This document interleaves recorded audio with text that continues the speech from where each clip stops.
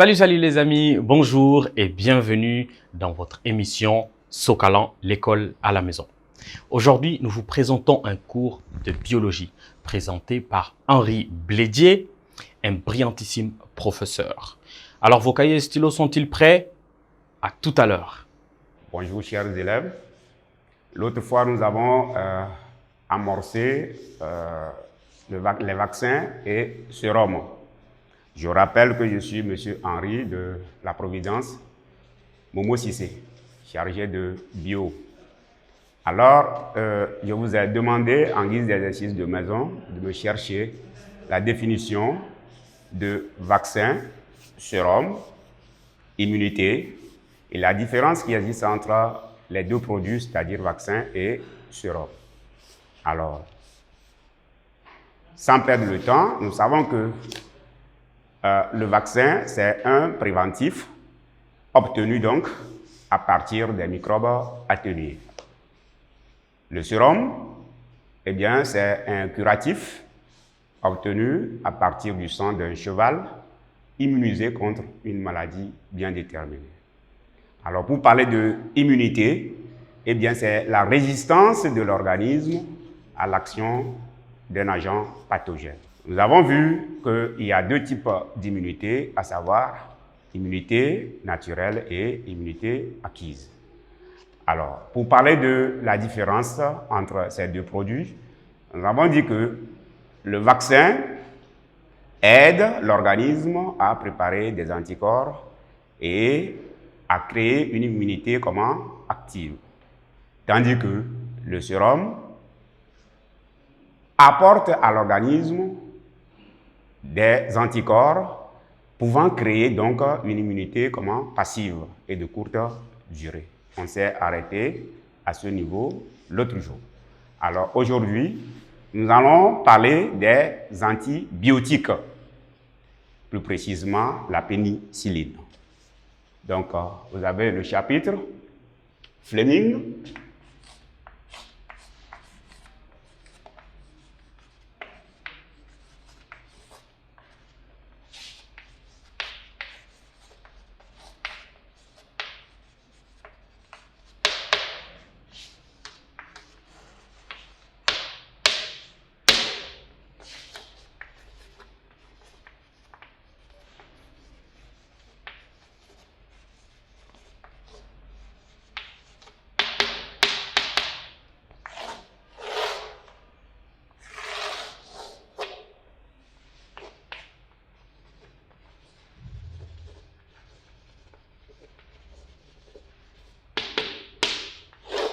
Alors, Fleming et la pénicilline. Alors, Fleming, c'est quoi? Est-ce une personne ou bien un médicament? Donc, c'est un médecin biologiste et pharmacologue qui a découvert, n'est-ce pas, la pénicilline. Il est né le 6 août 1881. Et cette découverte, plus précisément de la pénicilline, c'est en 1928. Donc, nous allons parler de la pénicilline. Eh bien, pourquoi la pénicilline? Quelle serait alors son importance, c'est-à-dire l'utilité de la pénicilline? Et nous allons voir quand est-ce que, ou alors la pénicilline, alors agit quand, c'est-à-dire face à quelle microbe maladie. Donc, nous avons noté autrefois les maladies protozoaires, les maladies infectieuses. Donc, la pénicilline, sinon les antibiotiques seraient là donc, pour lutter efficacement contre ces maladies. Donc, nous allons noter l'introduction.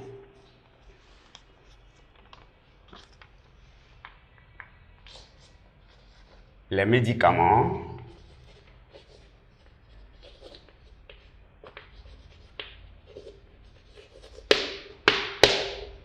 chimiques.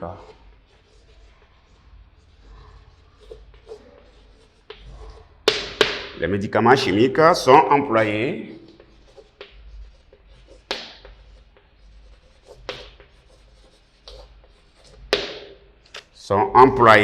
depuis fort longtemps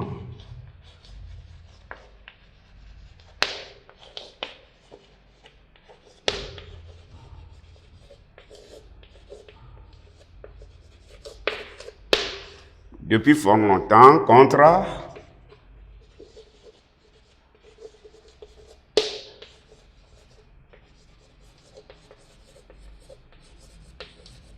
les maladies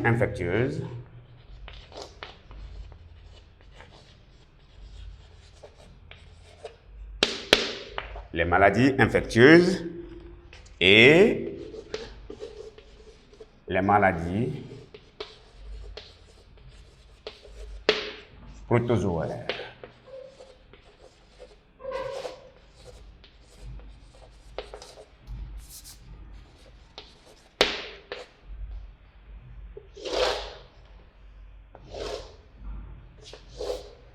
Alors, comme je l'ai dit, donc, nous avons besoin donc des médicaments pour soigner les maladies soit infectieuses ou causées par les protozoaires. Les protozoaires, donc, sont des êtres unicellulaires qui provoquent ou bien qui déterminent chez l'être des maladies vraiment très dangereuses. Alors, nous disons que les antibiotiques, nous allons connaître ce que c'est qu'un antibiotique.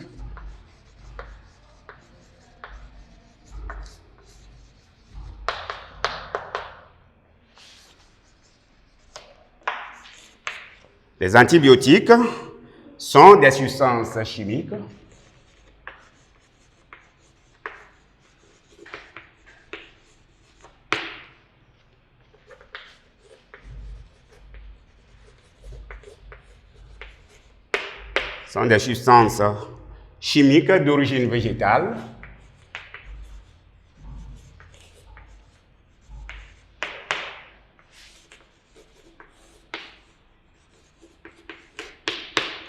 d'origine végétale qui luttent contre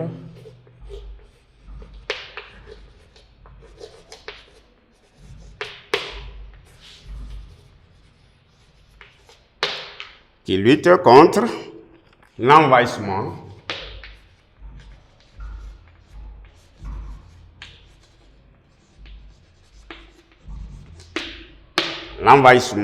total de l'organisme, bien sûr,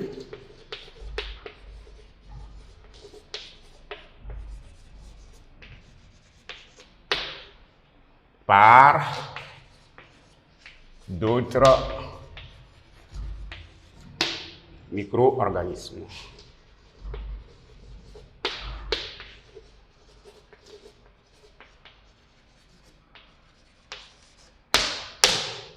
Voilà donc ce qui introduit donc cette leçon.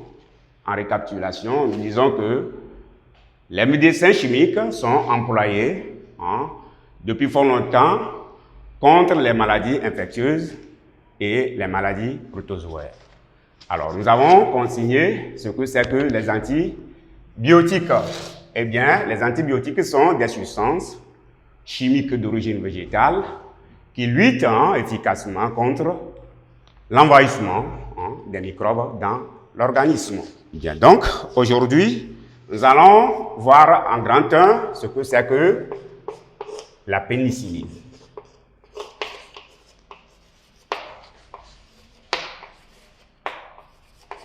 La pénicilline, à ne pas confondre, il y a certains candidats qui disent pénicilline. Ce n'est pas pénicilline, eh bien c'est la pénicilline. La pénicilline, alors je disais que la pénicilline fut découverte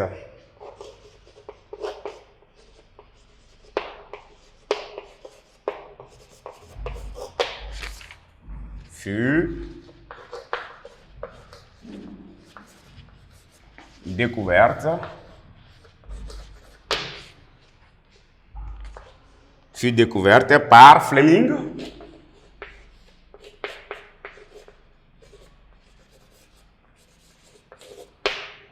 en 1928, qui montre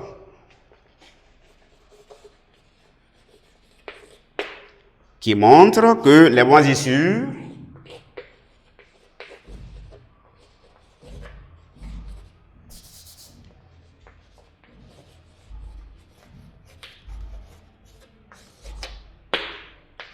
qui montre que les moisissures produisent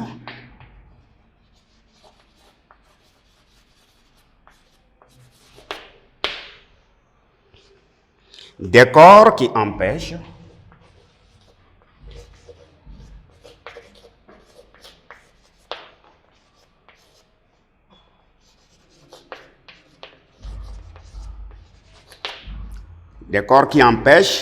le développement, sinon la multiplication des staphylocoques. Qui empêchent le développement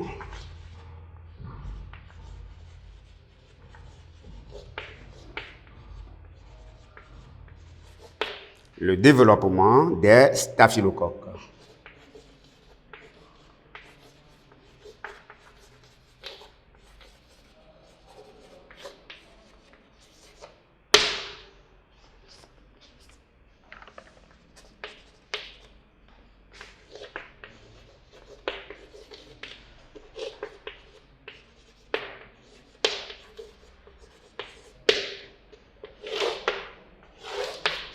Alors, je disais donc que la pénicilline fut découverte par Fleming en 1928, qui montre que des moisissures produisent, n'est-ce pas, des corps qui empêchent le développement ou bien la multiplication donc, des staphylocoques.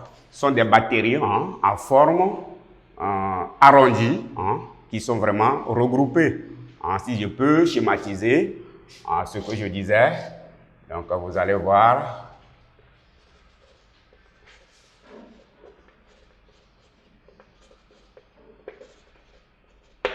Alors, la forme des staphylocoques. Je disais que ce sont des bactéries en forme arrondie qui sont regroupées. Et donc, voilà l'exemple de leur forme, regroupée comme ainsi. Donc, voilà un peu l'introduction et le grand 1 qui parle de la pénicilline. En grand 2, nous allons voir propriétés et utilisation de la pénicilline. Alors, grand 2 qui parlait donc de propriétés.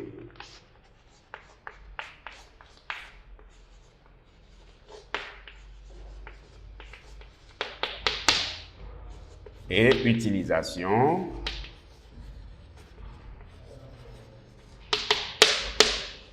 de la pénicilline.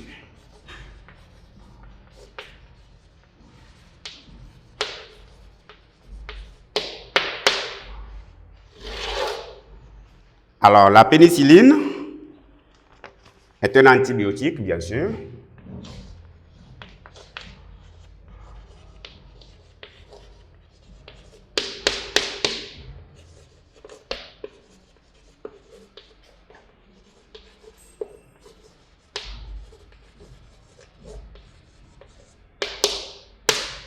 Est un antibiotique qui n'est ni toxique,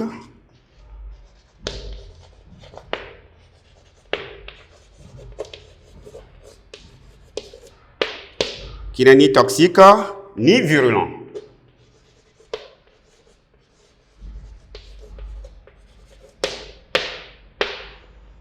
Alors, elle est utilisée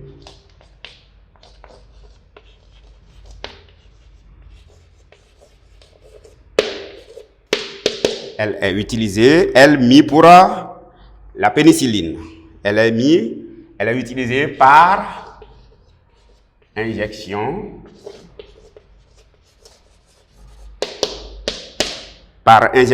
aux malades.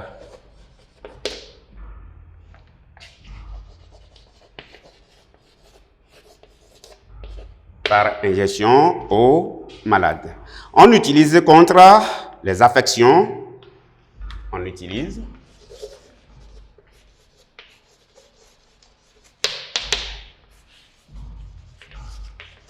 contre les affections. Les affections telles que streptocoque,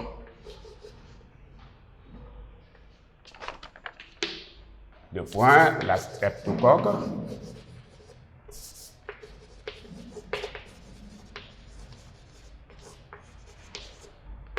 la streptocoque, la staphylocoque,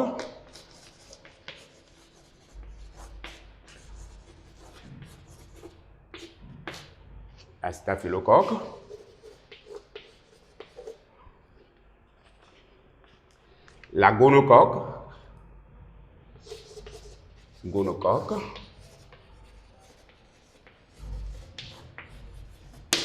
etc. Alors, grand 3, nous allons parler des autres antibiotiques. À savoir que la pénicilline n'est pas seul antibiotique. Il y a d'autres que nous allons consigner en grand 3. Donc, vous mettez grand 3, les autres antibiotiques.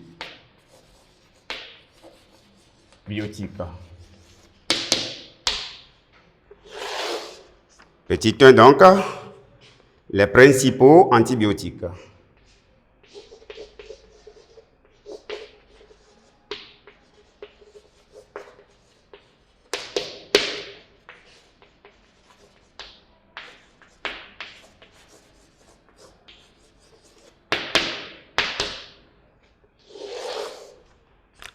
Petit 1, les antibiotiques produits par les moisissures. Les antibiotiques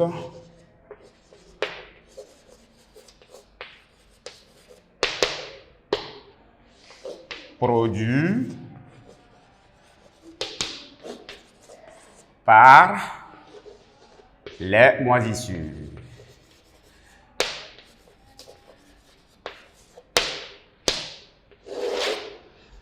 La pénicilline,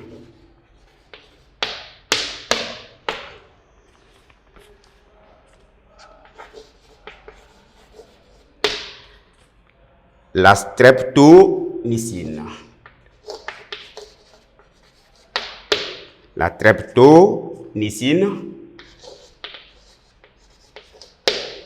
streptomycine contre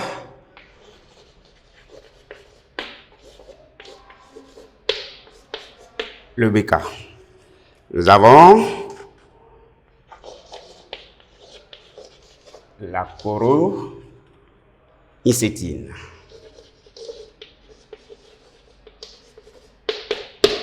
La chloromycétine contre la typhoïde. Contre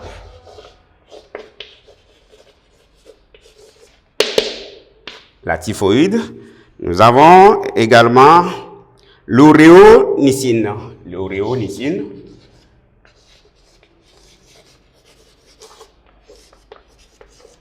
contre les virus. Contre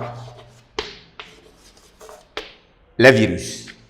Voilà donc le premier élément, sinon première rubrique, c'est-à-dire les antibiotiques produits par les moisissures. Nous allons continuer en petit b, les antibiotiques produits par les bactéries.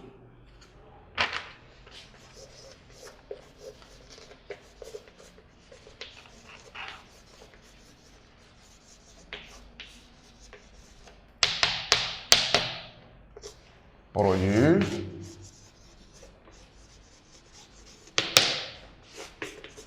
par les bactéries.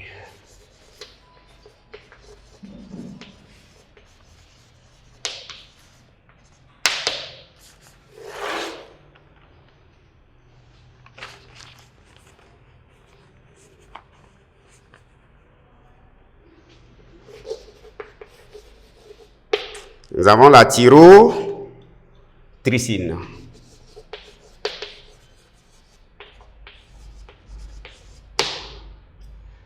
La tyrotricine efficace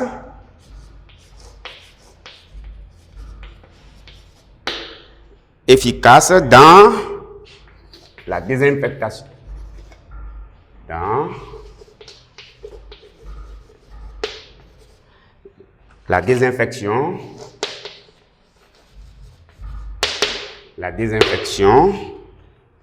des plaies, bien sûr, des plaies et dans le traitement,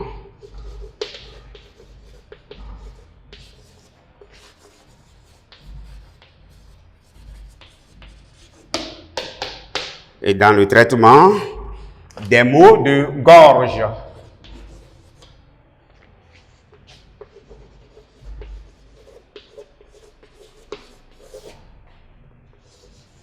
Les maux de gorge que nous appelons communément angine.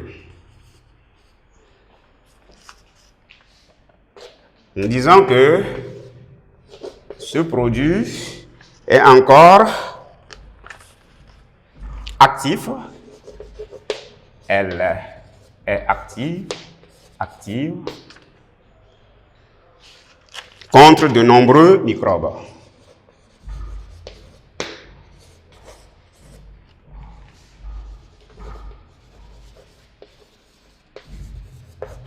Contre de nombreux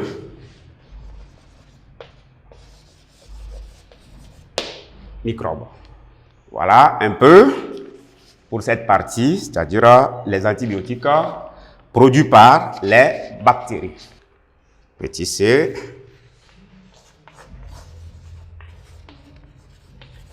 Les antibiotiques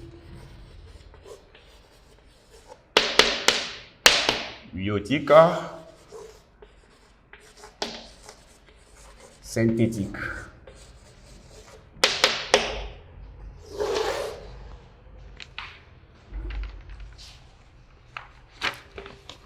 Alors, nous disons qu'ils sont obtenus par synthèse. Ils sont obtenus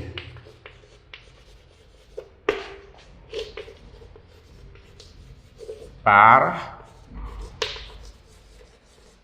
synthèse chimique.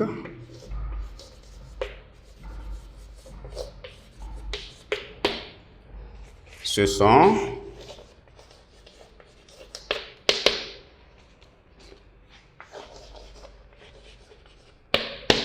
les isonosines.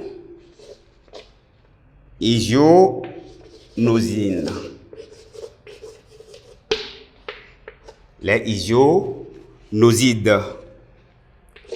Nous allons parler également les sulfamides.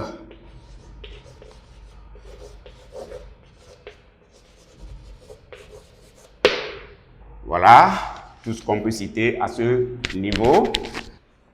Petit 2.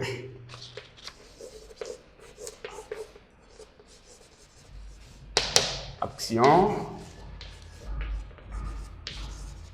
des antibiotiques.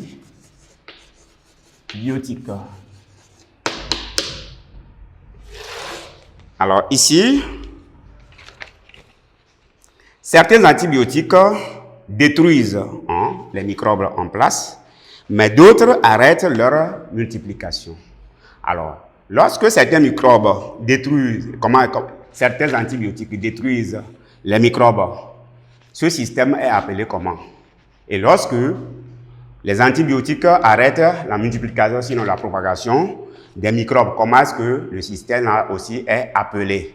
Donc c'est ça que nous allons voir à ce niveau pour dire que certains antibiotiques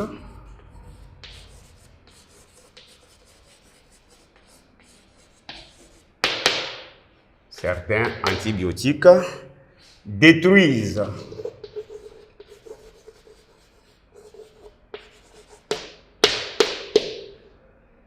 les microbes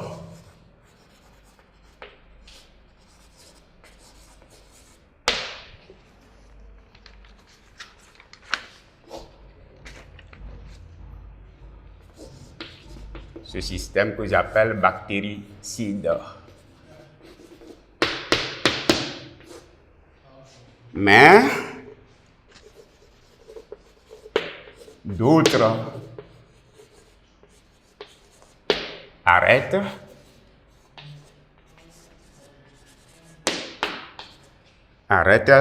leur multiplication.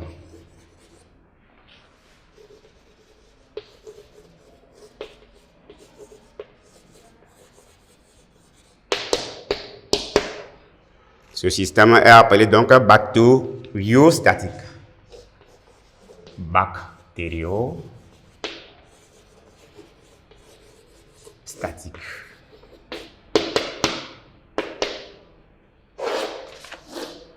Voilà donc qui met fin à cette leçon. Donc, l'exercice. Petit 1 définit un antibiotique, un bactériostatique, un bactéricide. Petit 2 cite 2 exemples d'antibiotiques obtenus par synthèse chimique.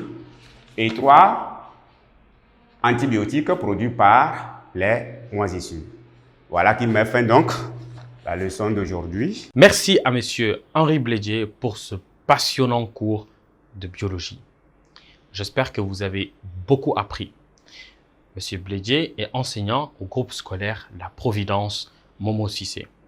Pensez à régulièrement vous exercer afin de maintenir votre niveau. Retrouvez-nous également sur nos réseaux sociaux, Facebook, Instagram ou encore sur YouTube. Socalan, l'école à la maison reste à votre écoute. À très bientôt pour de nouveaux cours, pour de nouvelles aventures. Au revoir.